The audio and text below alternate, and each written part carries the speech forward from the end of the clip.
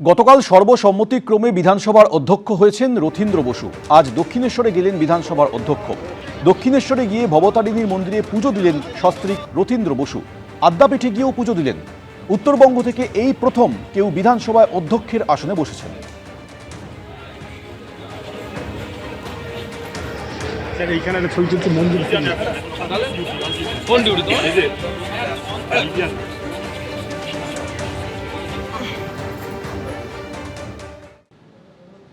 মুখ্যমন্ত্রী কড়া বার্তা দিয়েছিলেন আগেই, আর এবার আরজিকর মেডিকেল কলেজে স্বাস্থ্য পরিষেবায় জোর দেওয়া হলো। হাসপাতালে উপস্থিত সমস্ত চিকিৎসকদের সঙ্গে বৈঠক করলেন অধ্যক্ষ এবং উপাধ্যক্ষরা। সামগ্রিকভাবে হাসপাতালের পরিচ্ছন্নতা বাড়াতে হবে, হাসপাতালের ভেতরে বেআইনি পার্কিং সরাতে হবে, আরজিকর হাসপাতালের দালাল চক্র চিহ্নিত করে নির্মূল করতে হবে এবং কোনোভাবেই রোগীকে হাসপাতাল থেকে ফেরানো যাবে না।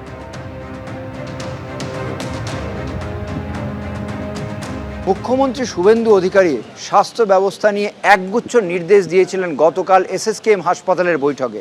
আর আজকে আরজিকর মেডিকেল কলেজ হাসপাতালে সব বিভাগের প্রধান এবং বিভিন্ন দপ্তরে যারা রয়েছেন, এখানে PWD, electrical, civil, police outpost, তাদের আধিকারিকদের নিয়ে বৈঠক করলো অধ্যক্ষ এবং উপাধ্যক্ষ। এবং এখানে যেটা বলা হয়েছে যে কোনো রোগীকে কোনোভাবে হাসপাতাল থেকে ফেরানো হবে না।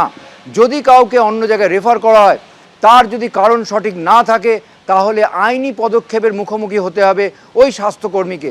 জরুরি বিভাগে সমস্ত চিকিৎসক যথেষ্ট পরিমাণে থাকতে হবে, স্বাস্থ্যকর্মী থাকতে হবে, রোস্টার বানানো হয়েছে।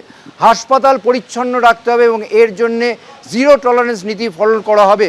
এর পাশাপাশি হাসপাতালে যে দালাল চক্র রয়েছে, সেই দালাল চক্র পুরোভাবে ভেঙে ফেলতে হবে। কেউ যেন রোগীর পরিজনদেরকে দালাল চক্র তাদের প্রতারণা না করতে পারে। এবং এই সমস্ত নির্দেশ দিয়ে আজকে একগুচ্ছ সিদ্ধান্ত নেওয়া হয়েছে হাসপাতাল কর্তৃপক্ষের তরফে, এবং সেই সিদ্ধান্ত সকলে আগামী দিনে মেনে চলবে, তেমনটাই জানা যাচ্ছে হাসপাতাল সূত্র মারফত। ক্যামেরায় শুভঙ্কর লাহার সঙ্গে ঝিলম করঞ্জয়, এবিপি আনন্দ, কলকাতা। সূত্রের দাবি, এদিনের বৈঠকে সকলের উদ্দেশ্যে মুখ্যমন্ত্রী বলেন, নতুন সরকার এসেছে, সবাইকে কাজ করার সুযোগ দেওয়া হচ্ছে, কাজ করুন।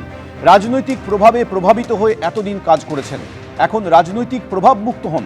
ডাবল ইঞ্জিন সরকার চলছে, স্বাস্থ্যে সব কেন্দ্রীয় প্রকল্প চালু করতে হবে। জেলা থেকে কলকাতা রেফার সহ রোগী হয়রানির অভিযোগ বারবার ওঠে। এই প্রেক্ষাপটে এদিন শুভেন্দু অধিকারীর নির্দেশ, রেফারের জেরে হওয়া রোগী হয়রানি থামাতে হবে। বেড থাকা সত্ত্বেও রোগীরা বেড পাচ্ছেন না কেন, সেটা দেখতে হবে, নির্দেশ মুখ্যমন্ত্রী।